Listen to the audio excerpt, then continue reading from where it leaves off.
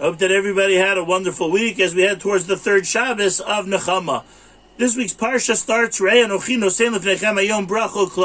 Hashem is placing in front of us the choice whether we want to have lives that are full of bracha or lives that are full of klala.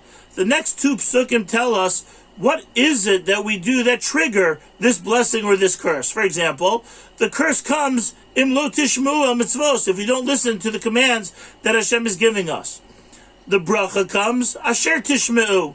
Rashi right away, expecting a parallelism to what brings on klala and bracha, says that the word asher means almanas, that the bracha will come on condition that we lead lives that follow the instructions that the Torah gives us. However, the word asher doesn't really mean almanas. Of course, it's hard to argue with Rashi, so maybe it also means almanas, but literally the word asher means that.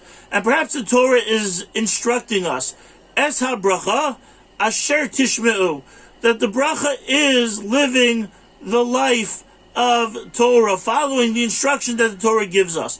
The Torah is not a rule book. The Torah is not there to restrict us or to make our lives miserable, but rather the Torah is there to tell us, to direct us, to guide us on what we could do in order to have the best lives possible.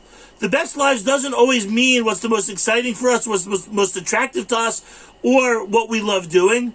But the best lives mean what's going to bring meaning and what's going to bring us long-term benefit and not just short-term pleasure. So, as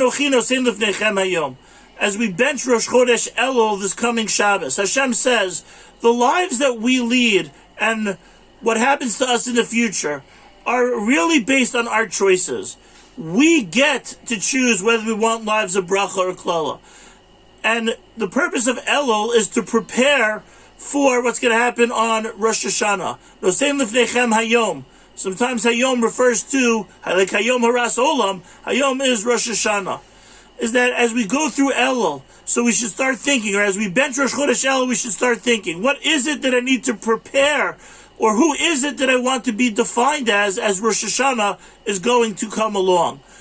Noseim lifnechem hayom, the choice is ours. As ha-bracha, we could live a life of bracha if we look at the greater picture and realize that Hashem loves us and is giving us a guide for how to live our lives in the best way possible. That Hashem should bring everybody and fill everybody's lives only with blessing. Have a great Shabbos.